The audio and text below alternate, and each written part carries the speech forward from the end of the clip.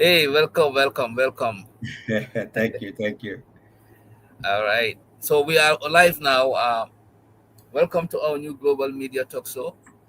Today is September 14, 2025.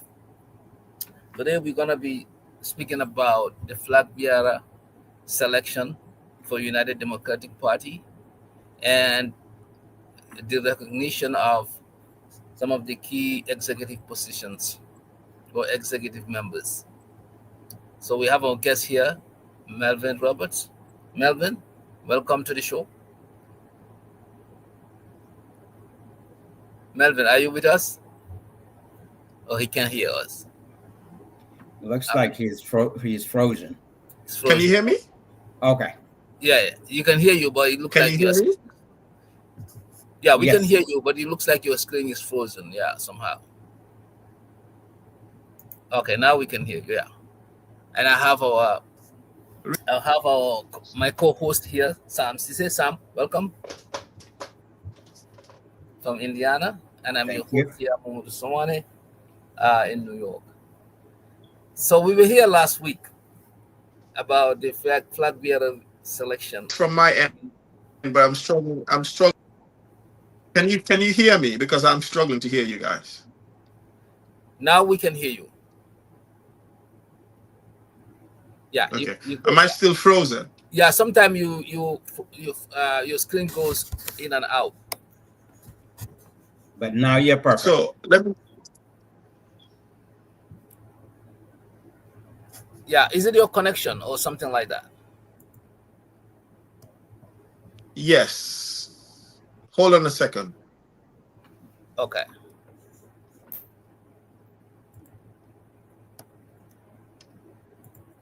Sam, how is Indiana while we're waiting? It's nice. It's been nice, and it warmed up a little bit these couple of days, but not bad at all. So it's very nice outside. Excellent, excellent. Yeah, yeah. It rained a little bit yesterday, and that cooled it off also a little bit. Very good, very So good. how is it now? Wonderful. I can see Was it you better and now? hear you loud Yes, and clear. yes. Yes. Okay. All All right. right. Thank you Cool. so much. Yeah. Thank you for coming. Again, we're gonna go over the flag bearer selection for United Democratic Party, and of course, some of the executive members who are leaving the party or they are recognizing from their executive positions. This is important because United Democratic Party is an essential party to be at the forefront of change that we're looking for in the Gambia. Ever since Drammeh came to power, this has been a party that has been there fighting tooth and nail to make sure that we uproot the dictatorship. And then the party has been given a lot of credit, which they definitely deserve, especially their leader and the flag bearer, Honorable Hussein. So that's why people are concerned. It is a concern for all citizens. That's why we are analyzing it and we are involved in the debate. Either you are inside or outside the party, because the main goal is to stop Barrow's third term. That's why we're having this discussion. So I have our former United Democratic Party member, Melvin Roberts, and he has been constantly following this saga that was happening within the party. And of course, I saw an article from him about his exit of United Democratic Party. Perhaps has nothing to do with any of this. So we will allow Melvin to come in and give us his analysis of the whole situation. Melvin, you are welcome. So are we having an analysis of the whole situation? Or are we taking it from somewhere? Because I know last week we had an analysis of the whole of everything that was happening, including the resignations, because I know withdrawal of Mayor Ben Suda. So where are we taking it from? Are we going back on a historical dive, or are we taking it from the events of just this past week? I just needed to be Right. guided. I think we taking it from where we left last week. Last week So there from was where we left last week. Right. Okay. All right. Fair That's enough. good. Yeah. So yeah, that's fair enough. Okay. All right. So basically, I think we had some sort of consensus last week, and we both agreed that the United Democratic Can you hear him? It seems like he's going in and out. Party is a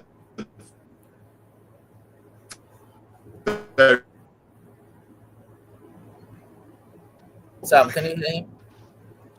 No, looks like he was broken. So Okay, maybe we'll Melville. try again. Something. I don't know. Your line is not stable. Is it your connection Try there, again. or is it all right. raining?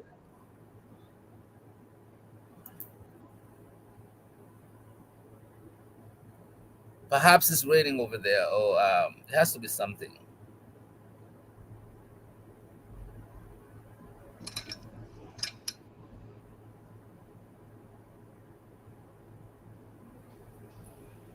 Uh, let's give it a few minutes and see if he can come back. Yeah, he's trying to reset, I Yeah. think. So, All but right. yeah, Yep. yeah, you're back. Yeah. Is it better now? Yeah. You can go ahead. Okay. So I've lost my train of thought. Yes. So I said basically what I was saying is we did have some sort of a consensus in just before the program ended last week that the United Democratic Party is a very important component. In Gambia's political discourse, most especially when it comes or when you talk about the opposition. But you said something quite interesting, and I have been doing some sort of a research, and also, I mean, I think I drafted an article to that extent. Just looking at that particular you know issue which you just raised, but then for some strange reason I didn't think it was worthy enough, for publication. So I just kept it to myself. But basically you mentioned the fact that the United Democratic Party was was formed to uproot dictatorship. Did I hear you correct? Was that what you said? No, I didn't say it was formed, but I say he's been doing that for the past years during Drammeh time to Okay. make sure that the changes came about. Yeah. Okay, and then you went on further to say that they are the party that is most poised to actually bring us The change. to the change that everybody is yearning for. Right. Okay, so that's quite important because my article basically was radically different. It was on the fact that there has been mentioned, especially on social media and different write-ups that I've seen, that the UDP was formed to tackle Drammeh. So the focus was always Drammeh. So the objective of the party has always been uprooting dictatorship, uprooting Drammeh. So after uprooting Drammeh, then now you have an Adam Barrow. Now, is it credible? Is it would it be well placed to say that Adam Barrow is a dictator? I don't know. That's a debate for another day, a topic for another day. But going back again to look at the reason why I'm mentioning this is just to draw parallels because the fact of the matter is UDP, no matter how you look at it, has been a constant in the political history and political life of the Gambia. Now, we saw Talib Ben Suda withdrawing his candidacy for the flag bearership position. Okay? Right. And since then, he did not only withdraw his candidacy, but he also resigned as the campaign. Was he the campaign secretary? Oh, Right, yeah. He's the organizing secretary. the organizing secretary. So he actually resigned as the organizing secretary. And I did say that I quite agree with him because once you have put yourself out to a point that the overall objective of every political party is to assume political office. That's the objective of the party. I mean, I saw I think it's a leaked tape audio from Ibrahim Adiba, who everybody recognizes as being one of the strong foot soldiers of Lawyer Dabo, coming out and asking a question whether the UDP wants to remain in opposition forever, for eternity. And I felt that was a very interesting comment, because it was a comment that would create a lot of backlash. But when you look at the comment substantively, to actually try to draw, and you look at it in a very objective way, you would realize that that is a very fair comment, and this is a comment that every single political entity or political party that is aspiring to hold political office would have to ask themselves. What is the objective? Is the objective to be in opposition forever, holding the government to account, or do we want to be the government of the day and implement our own policies and become, the driving force behind policies, behind just making sure that the Gambia thrives and becomes what everybody envisages it to be? Now, so when he resigned, he also resigned when he withdrew his candidacy for the flag bearership. He also resigned from this role, and I see a lot of people criticizing him, but I feel that it was a very good move. That was a solid, positive move to say that, okay, I was running for this office. I have put my voice out there to say that I want to lead this party. Now, it would be common knowledge that if anybody else is chosen, when they look at Talib, they don't look at Talib as in, and this is just human instinct, by the way. So when they look at Talib, yes, they see the organizing secretary portfolio, but also what they see is the aspiration, that desire for this man to lead this party. So anything could happen. Whoever is leading the party, so in this instance, Lawyer Dabo, could feel that Talib is not doing enough, could feel that as the organizing secretary, he probably is not putting as much effort as he would have ordinarily done if he had not come out to show or to express his intention of running for the same office that now Lawyer Dabo has actually won by virtue of the overwhelming majority believing that he should be the leader of the United Democratic Party. So that would happen to anyone. So to allow for the candidate themselves to actually have an organizing secretary that they would believe in, that they would not question their motives, I thought it was the best decision he made to resign from that position. Now, there is speculation that subsequent to all the resignations that we are seeing, and one thing is unique about all these resignations thus far.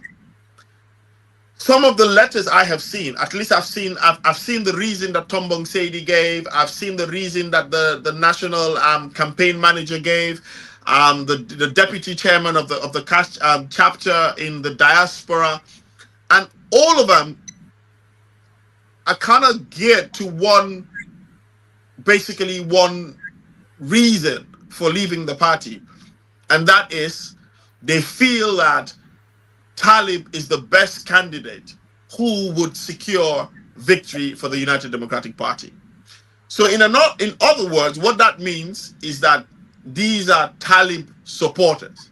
These are people who believe in Talib. Now, if you look at that sort of trajectory, what this tells you is that these individuals, the foot soldiers of Talib, are resigning from the party, but Talib has not yet resigned from the party. I see this as strategic. There are two parts. Either a part of reconciliation, where the leaders of that party will come back to the drawing board and look at what is best for the party. So you still have Talib having vested interest by virtue of his membership in that party. So that's one angle. Or the other angle is allowing for the UDP to realize that with all these resignations, once Talib announces his own resignation, then that's it. It's going to be a major blow to the party. Okay? Yeah. So two things would happen. He would maybe continue to stay within the party, allow for that sort of dialogue, whilst the foot soldiers, who, even if they stayed in the party, nobody was going to trust Atom Monsedi to say anything objective on the candidacy of now Lawyer Dabo, who's the flag bearer, when he has openly called for the handing of that portfolio to Talib. I don't know if I'm making sense. Right, you're making sense. No one in the party would believe these individuals. So the best plausible action was for them to resign. And that is what they did. Now, is that resignation a startup to the massive resignation or the big resignation of Talib, who is that's the elephant in the room, you say? Okay? So we don't know what's going to happen. But what we are certain of is that if the UDP does not come together and seek some path of reconciliation with the Talib faction, with the Talib camp, and come to some sort of a consensus, Talib would absolutely follow his foot soldiers, because it wouldn't make any sense whatsoever. It would defy logic to have these individuals who have been diehard supporters of the United Democratic Party resigning from that party in protest of Talib Ben Suda not becoming the flag bearer, and then he continues to stay in the party. That wouldn't make sense. So obviously it's a matter of time before it erupts, and that is either they come to the drawing board, seek to find a reconciliatory path between them and Talib, or Talib would have to follow and resign to carve his own path within the political life of the Gambia. So that is what I see thus far happening. Now, Okay. yeah, okay, I'll let you come in. Okay. So let's come in here quickly. Don't you think that will be too late at this point? Because if there's a reconciliation, which we all want, and you bring Talib on the table, what would Talib tell Tombon Sedi, Karfa Sonko, and others who has resigned from their position? Come back, guys. Let's work this out with our party. So in that case, how are those people going to be looked at, knowing that already there are some insults in some words that are inappropriate inflicted on them? How would that work out? In your Now, I gave a sort of an analogy last week, and that was a mathematical formula, or you could call it a physics formula. I don't know which one. When I compared the mass and acceleration giving you that force that is required. I don't know if you can remember that sort of line of discourse. Yes. Now, UDP in this instance is the mass. Okay? The mass. Talib, acceleration. What takes you to the presidency? The force. That's right up there. Okay? So you need both of these components to actually get you to that eventual destination. Now, you got to give it to them. UDP is the most structured political party in the Gambia. UDP has a grassroots base that cannot be overlooked. UDP has the support. UDP has got the numbers. Talib has a disposition, a personality where, regardless of ethnicity, creed, social status, or whatever you call it, people believe that he's got what it takes to become the president of Gambia. Okay? Now, Can Talib do this all by himself without the support of the United Democratic Party and successfully unseat the incumbent? I do not personally and honestly believe that this is so, at least not for 2026. This is my own personal belief. I may have totally missed the ball and I may be totally wrong. Now, Talib is a politician, and Talib is smart, and Talib is a strategist. So Talib, even in his resignation speech, the tone was different from that of a Tombong Sedi or from that of the campaign manager. Whilst these people were attacking the structure and criteria and objective of the party, Talib was saying, I made a vow or I made a promise that I would not run if Ousainou Darboe is running. I was not aware that this was going on. Now that I'm aware, I am withdrawing my candidacy. You see the difference in tone. He did not say that, oh, he was resigning in protest. This is what the foot soldiers said. So for me, there is still that opening, there's still that room, there's still that table of coming together to sort of have an arrangement. And politics, they say a day in politics is like a year. A year in politics is like a day. There are no permanent friends or permanent enemies in politics. You might see the UDP and Talib being at loggerheads today. You and I don't know what's going to happen in a month's time. You don't know what sort of radical shift will happen day after tomorrow. The people that seemingly look like arch enemies right now, going at each other's throat, can come together for a united political front to attain a certain objective that is shared by all. So yes, these individuals have left the party, but remember, they left the party in protest, and the person that is in the center of all these resignations is Talib. So if Talib was to come to a sort of agreement where he says, hey, look, guys, we want to do this, but we also need the support base of the UDP. They are ready to give that. I'm ready to give that. We're ready to come together. I see no problem in them all coming back together, because the overall objective from this camp and that camp is to see one of their supporters assume the presidency or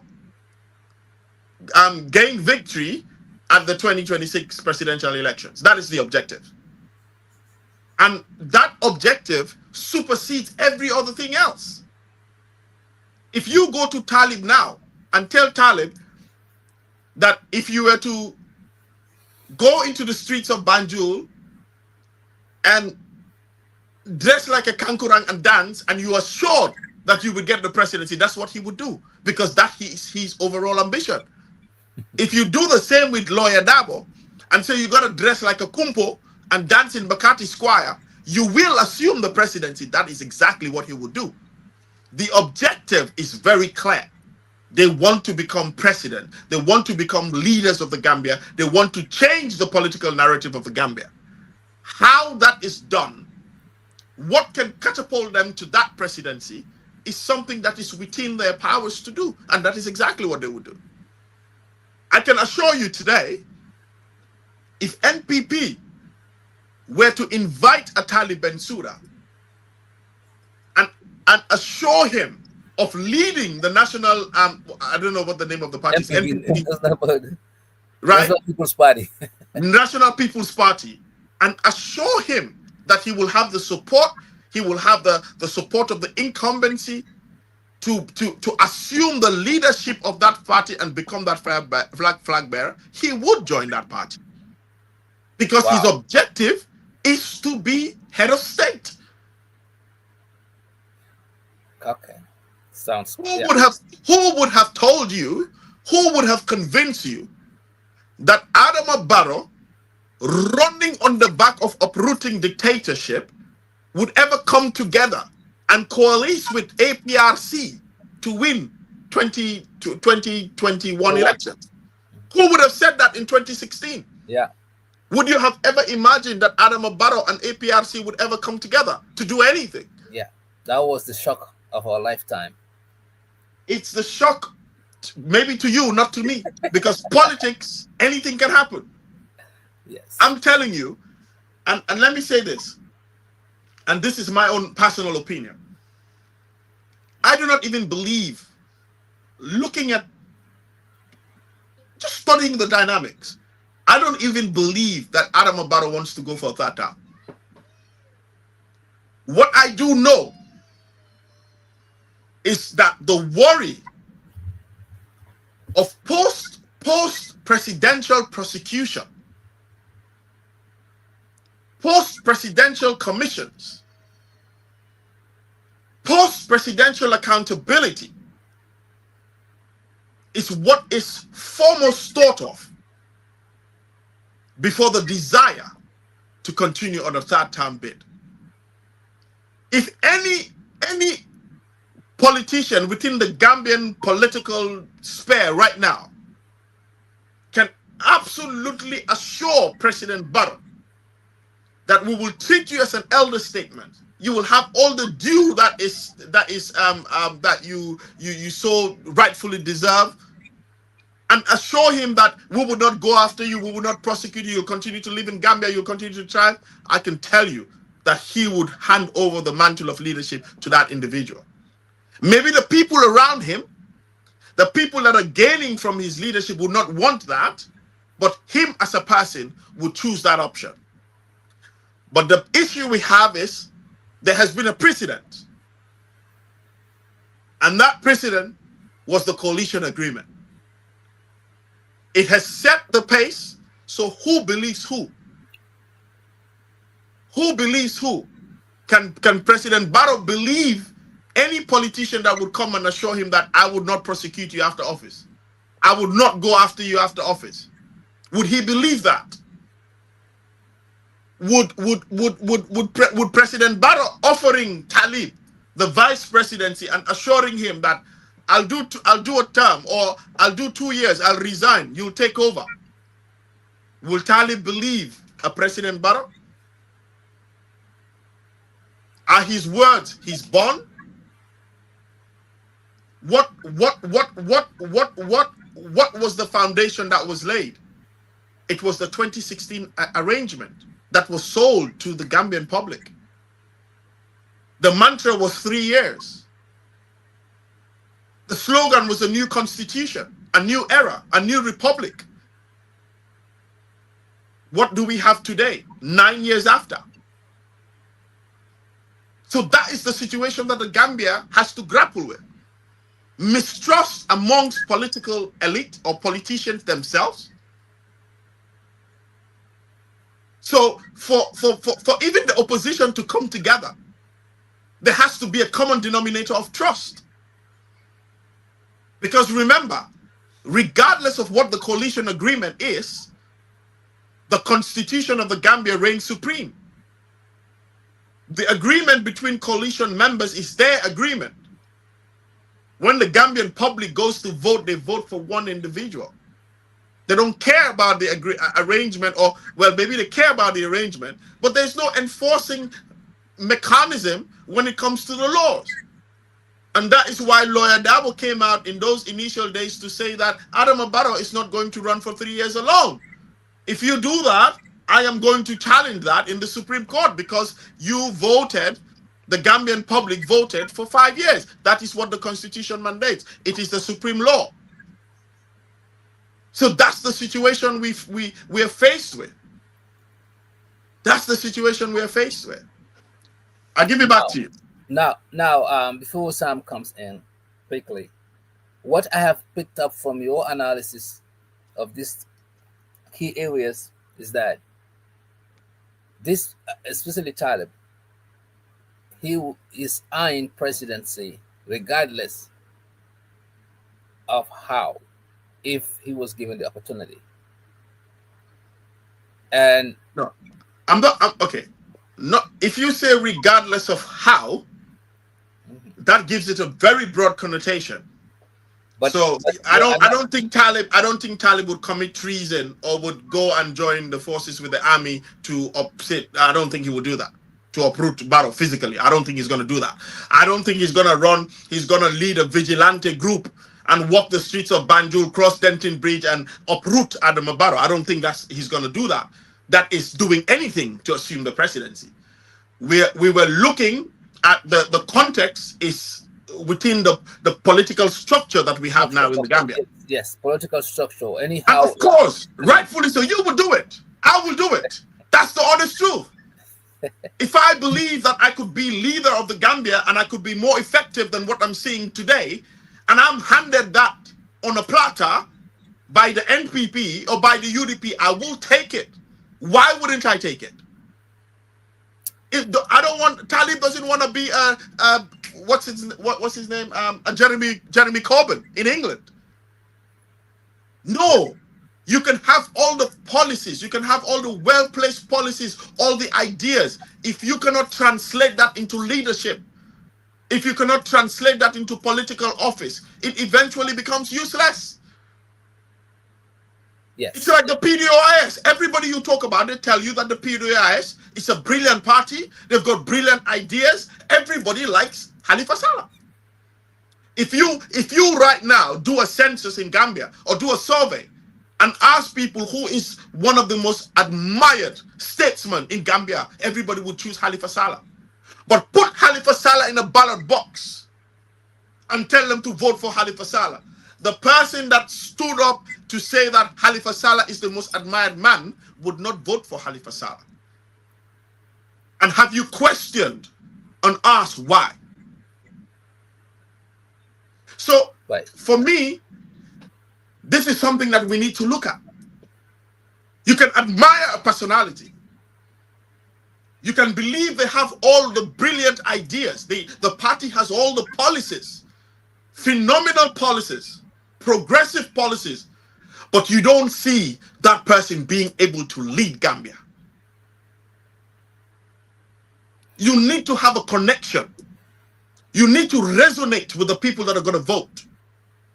And that is what I think Talib has got. Talib resonates with the masses. They have not tested his leadership skill as in being a president. No, they don't know that. Have they tested Adam Barrow? Yes, they have. But is he likable? Yes, he is. That is the truth. All right. That is the truth. Do people see something in Talib that they don't see in the other political leader? That is the truth.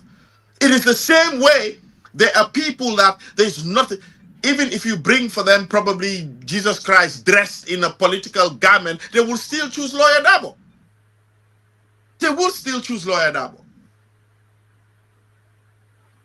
Okay.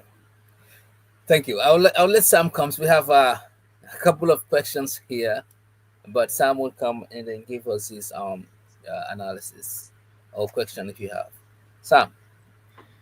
Yep. Thank you, and thank you, Melvin. We really appreciate you being on this stage again. I as he talks and I listen very carefully, I tend to concur with him on a lot of things because looking at the political arena today, there are different dimensions that this can go, especially what we're currently talking about with Talib and his surrogates. Not leaving, but Talib's surrogates leaving UDP, resigning from their positions, and Talib himself not only withdrawing his flag bearership, but also resigning from the position that he held in there. So all of these can go in different dimensions. Like Melvin said, one, I'm going to start there. One, it could be opening doors for negotiation, for talks that will open up doors for Talib in the future, and see where that goes. And depending on the outcome of that, I can see another dimension coming out of that. The outcome of that could be if it's a positive, in the sense that it's something that favors Talib. Talib could stay in the UDP party. and then they can reconcile all their differences, right? If it doesn't go his way, like I mentioned last week and on here, I could see him, and I also mentioned it to somebody else that talked to me behind the scene, that I can see him either joining NPP or forming his own party. I've said this, and it can go that route. And if he goes that route, it will be another political dilemma because the reason I said that, I think when that happened, now that is going to be is going to be a moment that is going to split UDP because Talib, like Melvin said, is well liked by people. A lot of people like him, and Lawyer Dabo on the other side, on the other hand, is very well liked as well by the people. So I can see separation coming out of there if good and proper negotiations don't take place to accommodate him, not only accommodating him, but to look at the future for him as well, since he wants to be a flag bearer, he wants to be a president, down the road. But on the other side, if on the flip side of that, if negotiations don't go well or talks don't go well in his favor, and he decides to part ways, if he does part ways, like I said, in my mind, unless he part ways and join Barrow, but if he doesn't join Barrow, in my mind, I think 2026 election can still favor Barrow, and Barrow can see it as something that will favor him. Now, the other thing I do want to say, and that I agreed with Melvin, is that I don't think President Barrow wants to go for third term. I don't think so either. I think it's because of the surrounding and the people that surround him, people that have already implicated themselves in certain things and worried about prosecution in the future, are people that are telling him to hold on to it. Hold on to it. Don't let go. We're going to vote for you. We're going to campaign for you. We're going to do everything to keep him there. And of course, Barrow himself may not, like he said again, may not have seen that one person that can say and guarantee him 100% his safety, not only safety, but his protection, in other words, protection in general from prosecution, from all kinds of things after presidency. So if anybody, if you don't see that person that can protect you, it's going to be very difficult to get you out. It's just like when you're in a house. You're in a house that is surrounded by gunmen and all kinds of things that can happen, animals and things like that. And people are asking you to get out of that. Unless someone that can come out and guarantee you that you'll be safe, will protect you and nothing will happen, is not likely to get out of that place. So Barrow is in that situation. He's definitely in that situation. And I can see that, like I said, I agree with Melvin in a lot of areas, But I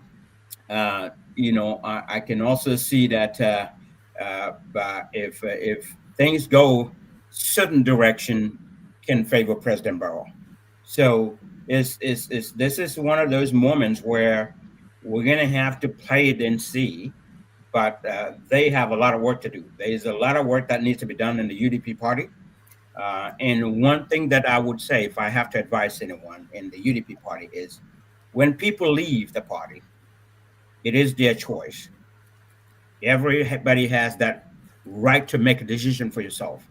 If somebody leaves, doesn't mean you need to jump after that person and bring all their bad things that you never said anything about before and start insulting them, going after them and attacking them. Does not help your position.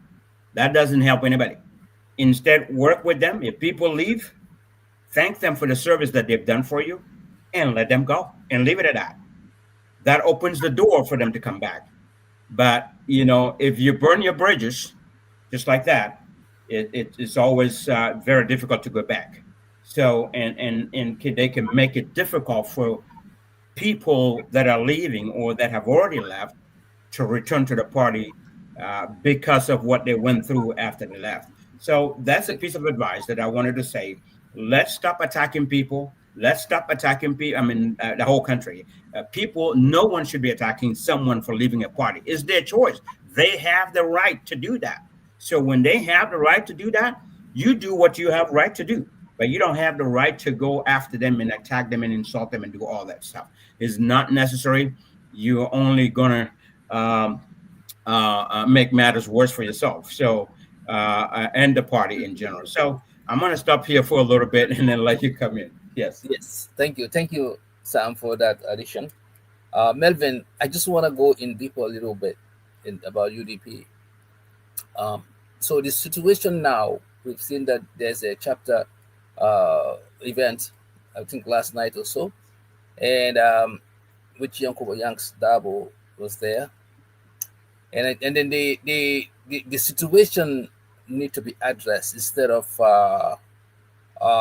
being covered or being covered as it's okay, they can leave, it's okay, we are here to stay, our base can never be shaken, like Yankuba Dabo mentioned.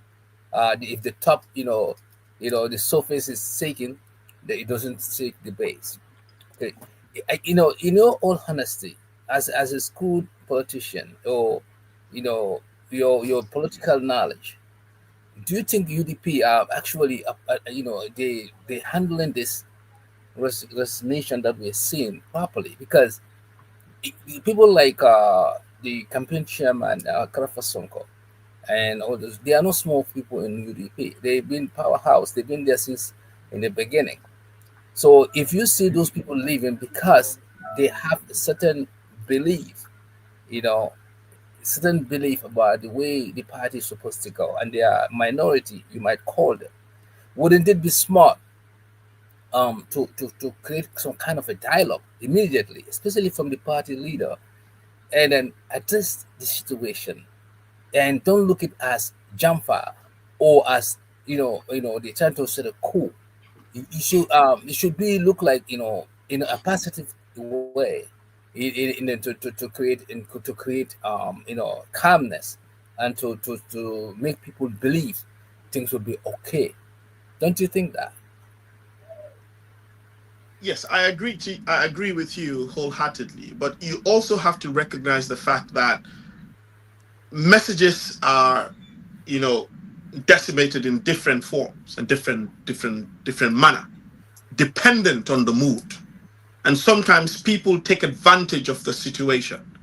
So yes, even though they're saying, okay, the messages that came out in, for example, the France chapter gala or fundraising event, when you have you've dealt with a week long of very important resignations in your party, you don't go to such an event with your tail wrapped in between your legs and start preaching a docile message, because you would compound issues and make it worse.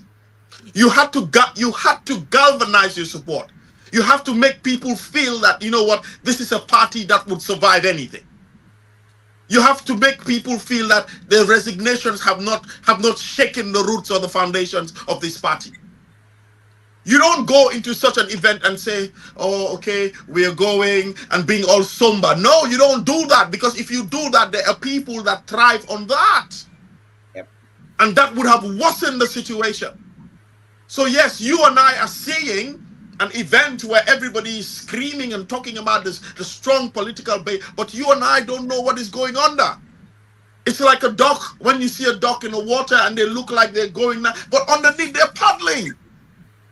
Underneath, there's a lot of struggle. There's a lot of messages going here and there. So you and I would not see that. But you and I cannot expect that sort of a message in a party that is one of the biggest opposition parties in the country. You cannot have such a message. I would not have done it. If I was a leader of that party and a week before, few days before such a major event, I'm not going to go there and make it feel as if like the resignations have affected me. Yes, I will give I would give a speech of unity. I would give a speech of calm, but no, I will galvanize my support. My supporters. I will make them feel that this is something we've been through. And the truth is UDP has been through such things. UDP has seen betrayal. UDP has seen mass resignations. UDP has seen arrests, tortures. What political party had almost their entire executive locked up in jail and still went ahead and galvanized support for a person like Adama Barrow? That is the reality that we have to recognize as a people and as a country. Ousainou Darboe has seen betrayal in all forms, in all manner. The people that have been closest to him, the national president of the UDP, or Dembo by force, left the UDP and joined Adama Barrow. What else has Ousainou Darboe not seen?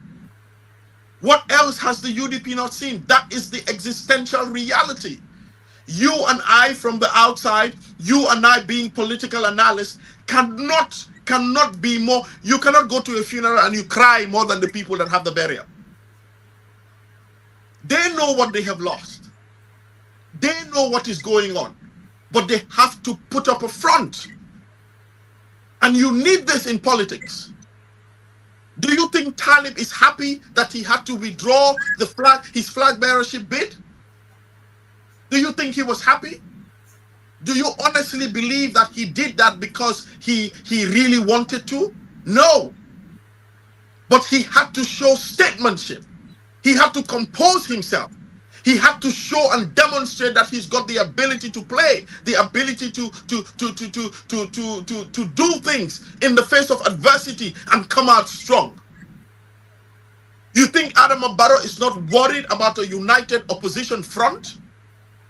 But he will continue to say that the NPP would win. You think they're not genuinely worried? You think if the NPP can have the support of the United Democratic Party, yet again, they would not take and accept that? They would. So yes, work has to be done, but it has to be done underneath. Okay. But you cannot just seem to pacify your supporters. You need to energize them, and that's what they did in France, and that's what I saw. So I looked at it from a different perspective. Okay, thank you for that analysis, and then that is well observed. They can fix the situation underneath. Now another question here is that perhaps we don't know what's going to happen with Talib's fate. He might stay. He might form his own party. He might even join President Barrow, like you said. There's no trust now. He might run as an independent. He might run as an independent.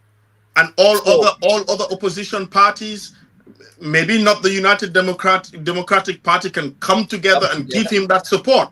Yeah. But again, the question to be asked is, if that happens, does it still dismantle the base of the United Democratic Party? Or will that also occasion some sort of an outcome where President Barrow, the NPP, will retain the seats? So again, that is where you would begin to understand how politicians work and operate. But again, we have a precedent in Gambia, and that is the issue of trust. You see, I said this to a friend yesterday. You know when Yahya Jammeh was leaving Gambia? Right. And the honest truth is, there were agreements. Yes, that's that why were made. Yeah. This is the gospel truth. Yeah. Nobody should gaslight anybody and say that is not true. Yeah. There were agreements. Even Yahya Jammeh mentioned that. He said there were agreements. There were agreements. If you go into the ECOWAS protocol, you go into the AU, even on the African Union website, there were negotiations. International organizations are aware of this. They are aware of this. But they never. Yeah. But that has set a precedent because those agreements were not respected. Now, it is difficult for a president that never respected an agreement with a former head of state to now rely on an agreement with a potential head of state. You see where the issue is? Yeah. Now you have a united opposition front, or you have an opposition front that can choose to be united. Now let's look at the numbers. How many people? How many we had? Okay, it's difficult. It's difficult to use that, statistically, because I mean there has been a lot of dispute. Some people are saying the numbers were just made up and stuff like that. But so it's difficult to look at the numbers when it comes to the 2021 presidential election. It's very difficult. But the point I'm trying to make is Talib would need some support from the UDP base to succeed. Okay? But the difference in what happened in 2016 and what is happening now is very clear. So what's happening in the Gambia now is there's that absence of that brutal dictatorship. There's the absence of fear. Now, what you need to understand, during 2016, that fear cut across board. There were people even in Drammeh's camp that were living in fear. The opposition was living in fear. The bystander was living in fear. The silent majority was living in fear. There was a united front. They shared a common denominator in that fear. Regardless who leads. Regardless. Yeah. So that was it at the time. Yeah. So if you realize, when people were voting for Adama Barrow, they were not voting for Adama Barrow, they were voting against Drammeh. Right. 90% of the people that voted for Adama Barrow did not know who Adama Barrow was. But 90% of the people that voted against Drammeh knew who Drammeh was. So the vote was a protest vote against Drammeh, not a vote for Adama Barrow, who was unknown. So there was a common denominator that was shared by these voters. Can we say the same for 2026? And the truth is no. Because the people that are most troubled by Barrow are the people at the lower end that cannot thrive. The lower class. But there is that section in Gambian society that is doing magnificently well under the stewardship of Adama Barrow. So that common denominator that you had in 2016 is radically different from 2026. So what you need to do now, because you are not uprooting dictatorship, you did not have to speak a lot. You did not have to convince people a lot. People knew of somebody that had disappeared, somebody that had been locked up, somebody that had been killed, somebody that had been raped, somebody that had been assaulted, somebody that went to work and never returned home, somebody that was fired from their job unceremoniously for nothing. Everybody knew someone. Everybody had that sort of connection. You, as an opposition, you did not need to do much. The facts spoke for itself. And that is why when you had somebody like Adama Barrow, who nobody knew, you did not have to do a lot of work. You did not have to do a lot of work. What you had to convince is that he needs to go out. And people believed at the time that anything but Drammeh was better. Anything but Drammeh was better. And that is why now it is very difficult. Because when finally you had anything but Drammeh, but now you begin to question the fact that, it shouldn't have been anything. We should have looked at what type of leader we wanted. But when you go back to the drawing board and ask yourself the honest question, was that ever a subject of discussion? It was not. It was not about the person. It was not about the leadership skill of that person. It was not what that person had done before. It was all about Drammeh. He needed to go out. The diaspora was fighting. People on the ground were fighting. International organizations were fighting. It is not the same for Barrow. So therefore, the slogan, the energy, the objective, the pathway, the strategy has to be radically different. And what is radically different now is to have an individual that would cut across that divide. An individual where the people at the top would feel that they would be more secured. They can do better. The people at the bottom can feel that we can go up. The people at the middle would feel that there is room for improvement. That is the sort of person that you need that can convince the overwhelming members of the Gambian public to go out and vote for them. And is this the lawyer Dabo? Can we honestly say it is lawyer Dabo? Can we put our hands on our chest and say that individual is lawyer Dabo? Can we put our hands in our chest and honestly say that individual is a Talib Ben Suda? We need to do an introspection. You missed Esafal. No, I was not mentioning everybody. We were talking about UDP, so that was why I just limited it to Esa and thing.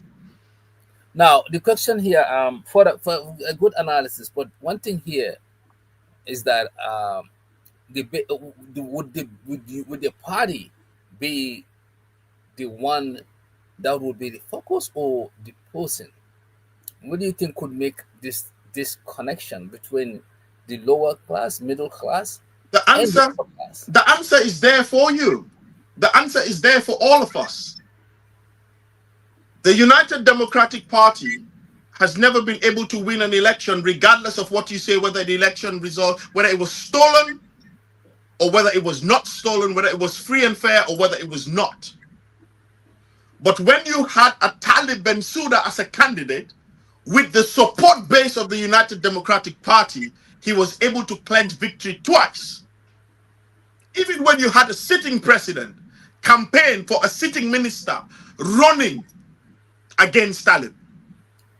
So then you. So the answer, the number is there. Yeah. So you and I, I'm not going to say it. I will do the analysis, and you have to tell me whether it's about a party, or it's about an individual, or it is the combination of the party and the individual. So now and then it sends you back to my initial analogy between the mass, the acceleration, giving it the desired force. So now you began.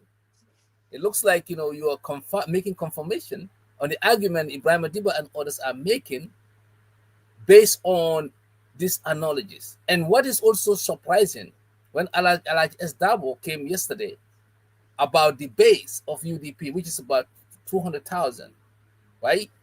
The base on 2021 election, and say, if you take out the dead people and the people who have immigrated and the people who are leaving the party, then that 200,000 that was won could come down. Now, the difference between Barrow's number is about 150K. That 150K, they need to find a way to make that up. So the situation is they need to get outside voters or undecided voters. So that analogy was put out in different media houses. And of course, that doesn't sit well with that analogy can be looked at in a different way, because you also have to factor the numbers, the people that have died in NPP, the people that have lost hope in Barrow in NPP, the people that have are continuing, probably are not thriving as well in NPP. You have to look at that as well. You have to also look at the substantive numbers, where those figures, the reality, did they reflect the actual figures on the ground? Was it made up figures? Let's say both cancel both, right? People live in NPP, people living, passing away, people are traveling. That one canceled the UDP ones. So now they come to the same level. But this gap still need to be made up according to. And then that takes me to my initial point, where I said you needed a united front. The UDP possibly cannot do it alone. Statistically, by way of figures, cannot do it alone. Is the UDP more appealing to the undecided voters, or is Talib more appealing to the undecided voters? Is the UDP more appealing to to even NPP members, or is Talib more appealing to NPP members? Do the average Gambian see themselves thriving under a UDP government with Lawyer Dabo at the helm? Or do they believe that a Talib Ben Suda would do better than a Lawyer Dabo? Now, where do you have what would occasion that sort of an analysis? Would be the fact that the Gambia has seen a subtle taste of the leadership style of Lawyer Ousmane Dabo in the early days of the coalition. That was before the divorce. When the average man on the street, regardless of the fact that it is true or not true, but that is the brand that has been created, that when the coalition came into existence, it was a UDP government. Now you can tell me, Mel, you're lying. And then I would reference you to speeches where Lawyer Dabo himself has said that this is a UDP government. That Barrow to us is a Moses. That Barrow is our Barrow, come what may. There was ownership. There was ownership. And this is the truth. This is the reality. So the difference is, there is something, no matter how subtle, that is there, that somebody can use to make a comparative analysis when it comes to leadership style, when it comes to progress for every Gambian. And I have consistently asked the question, when the coalition government came into existence, when there was political will, when the average Gambian, both locally and internationally, supported the agenda of the coalition, what were the progressive legislations made to benefit the average Gambian, the ordinary man? The legislations that were made in those early days, when we had the support, we had the numbers, we had the political will, we had everything, was the amendment of the age limit, was the amendment to ensure that parliamentarians, once they were kicked out of their party, would not lose their seat in parliament. How many progressive laws in those early days were made that benefited the average ordinary Gambian man and woman? Yeah, very few. And this is the question that would be on the lips of the Gambian voters. So, whilst you have a Lawyer Ousmane Dabo with a strong political base, having to convince the overwhelming majority of the undecided voters in the Gambia that when I assume office, I would be able to ensure that your progress would be my concern. Now you have a Talib Ben Suda who has never been tested in presidential office, but has won a decisive election at the mayoral level twice. Is he able to convince the overwhelming majority of KMC voters that he has done well for them?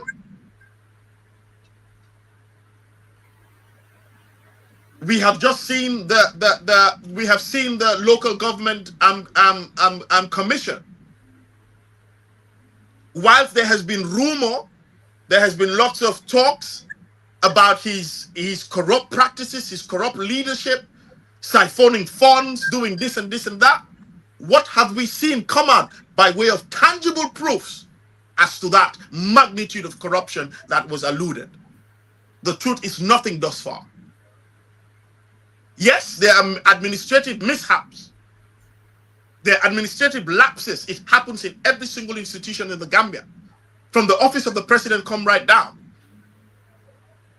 But have we seen? But no millions yet. Have we seen major issues of corruption and malpractices that took place? And the answer is no. So even if the commission was meant to be a setback on his political career, it has catapulted him to a favorable place. Because what was sold to the average Gambian about a very corrupt individual, a very corrupt mayor, did not come out in the commissions of inquiry, So at least thus far. It's a blessing in disguise for him. So, hey, we have a lot of work to do. But I personally believe that if there's any indication that they want to unseat Adama Barrow, it has to be a united front of a Talib Ben Suda, a lawyer Dabo, an Essa Fall, a lawyer Lamin J Dabo, a Youngs Dabo, a Mama Kandi. They have to come together. We cannot believe in fallacy. We have to be honest with ourselves. Lawyer Dabo has to be honest with himself to know that, hey, you know what, I can't do this alone. Talib Ben Suda needs to recognize the fact that I have not built a solid political base that would allow me to clinch an election victory in less than a year and a half. And that is the reality. You cannot allow, none of these individuals can allow the gaslighting to inform their decision. There has to be a common ground. One has to swallow their pride. They have to give and take. If not, it is only to the advantage of the incumbency.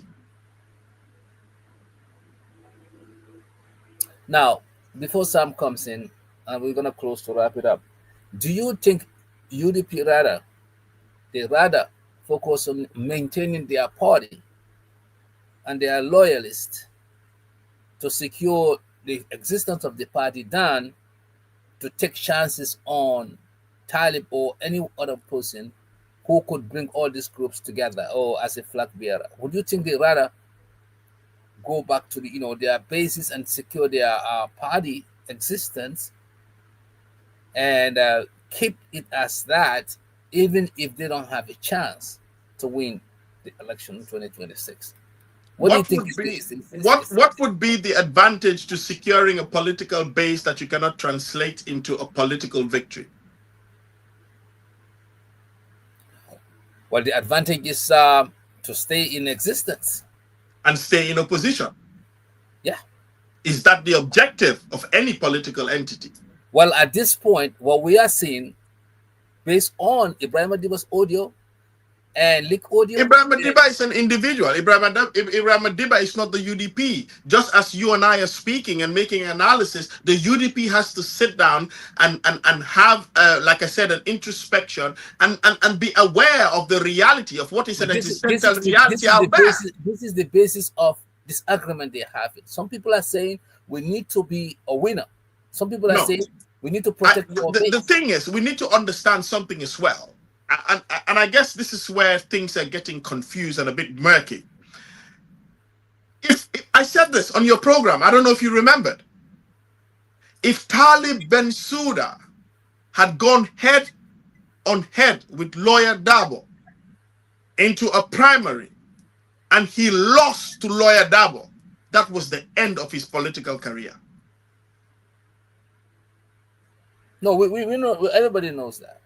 No, so I'm giving you that would have been the end. I don't care how good he is. I don't care how you dress him up after. That would have been the end. But I'll tell you what is happening now. Until a Talib Ben Suda would come out with a memoir or write a book or do whatever, you and I would never ever know whether he withdrew the candidacy because he felt he was going to lose or because he wanted to honor his word. You and I will always have to take him at his word. This is what he publicly said. And that would be to his advantage. Right. But in my own analysis, he knew he was going to lose to Dabo. No. We've already established that. I said that on your show. Oh, yeah. He was going to. Yeah. I mean, and I did make mention of the strategy that was employed. Seeing just after he submitted his application, the people coming forward, yes, the people coming, those were strategy, those were strategic, yeah. But the point I'm trying to make is, regardless of what you and I feel that he was going to lose, it will always remain a hypothetical analysis. We don't know. We will never know again for the rest of time. You and I will sit here, will analyze, will take it up and down, swing it left and right. We will never know. But the fact is, what is out there, what is solid, what is substantive, is that Talib Ben Suda came to say that I had said I would never run against Lawyer Hussein Dabo. And Lawyer Hussein Dabo is running. I was not aware. I withdraw. I'm telling you that politics is a long haul. And those words would aid him in his political career. And you will tell me back. No. So that's where we are. Thank you. Sam, I know you have something to say, so you can come in and then we can It's wrap it a up. very interesting topic, and it is very interesting to talk about all of this. But I just wanted to say, I mean, Melvin is right in a lot of things, in a lot of areas and things that he's been talking about. And I talked about these too. So it's very important to make sure that, again, it's very important that Gambia, the most important thing in my mind is, how do we get together? How do we have this group of people? I mean, Ben Suda and Dabo and all the people. That what is the best thing for Gambia? In my mind, I think it's important that they look at all the people that we have. What is in for Gambia? What is the best thing for our country? I think it's very important for every single person that we all look at our country as our country. We look at Gambia as Gambia, and not worry about all the other things. I think it's important that Dabo, Ben Suda, Esafal, and all of these political parties out there, their main objective is, everyone's objective is to become a president one day, not to be a political party opposition leader for the rest of their lives or the rest of their time. So it should not be anybody's objective. So as a result, but we also see that our country, the way Gambia is going, we all agreed with this. We went from Jawara to Drammeh, and then to Drammeh to Barrow, with some progress, but not the progress that we all expected. So I think it's about time for change. We really need to work on changing, and the change should come from these political party leaders by coming together in whether it's forming a coalition, but come together and get an outstanding flag bearer that people know, that people will vote for, and they all rally behind that person and vote for that person so we can make change. And once we make that change, hopefully it'll be a change for better compared to the time that he was talking about. And when he said in 2016, people voted to vote to get Drammeh out, not necessarily voting for Barrow. I said this a long time ago. I said in 2016, I even made a joke out of it. I said, even if you go out in the woods and grab the head of the monkey clown there and bring him to Gambia and put a hat on him and put him there to stand against the Drammeh, people are going to vote for that monkey only because, why? Because they want Drammeh out. So most people voted to get Drammeh out. So anyway, Melvin repeated that today, and I had to laugh about that because I remember my joke about that. But it is true. It is true. That's exactly true. So we need to have these. It's important. That's why I said it's important not to close doors, not to burn bridges, stop all the nonsense talk, and they go behind closed doors and talk about reality and what is real, what will take our country forward. They should be working on that to move our country forward. We are tired of this. Gambia is way behind time. And like I always say, Gambia is way behind time, all because of corrupt leaders and bad leadership. And we need to change that to move our country forward. Thank you. Thank you. Melvin, so my final words, I mean, like question here is, um, would you think if there is, let's say, a united front and UDP is part of, and then now it comes to who's gonna lead that united front, would you think it would be open, uh, and the UDP leadership would agree to anyone who respects? Uh, To be yeah. honest, at this point, I don't know. I really and honestly and truthfully don't know. To be honest, I don't know. But I know there would have to be some sort of a consensus. There would have to be some sort of a give and take. Whilst politics is about numbers, the situation in our country is radically different at this point in time because I don't think numbers alone can do the trick. You need numbers and the personality. And that is what would do the magic. So, yes, numbers is important, but it will not do the trick this time around. Let's say this coalition is put together, and that Talib was chosen to lead it by any way or form of agreement made. Do you think he was going to get the UDP support? Well, if the UDP, well, it depends. So far, I don't think there is any sort of because the message that's coming from the party leader is one of acknowledgement of the contribution of Talib, recognizing the strength and the person, the credibility and person of Talib. He's gone on to say that Talib is a very vital component of the United Democratic Party, and he's recognized all the contributions that Talib have done. And I believe that the UDP party, who would follow anybody that Dabo blesses. I think Dabo is the unifying force of the UDP, and he would be able to do that trick, and only he can do that. So, to be honest, whilst we're looking at the UDP, the person that can do this is Lawyer Dabo. Let me put it in the other way around. Let's say Lawyer Dabo is the one chosen as the United Front flag leader.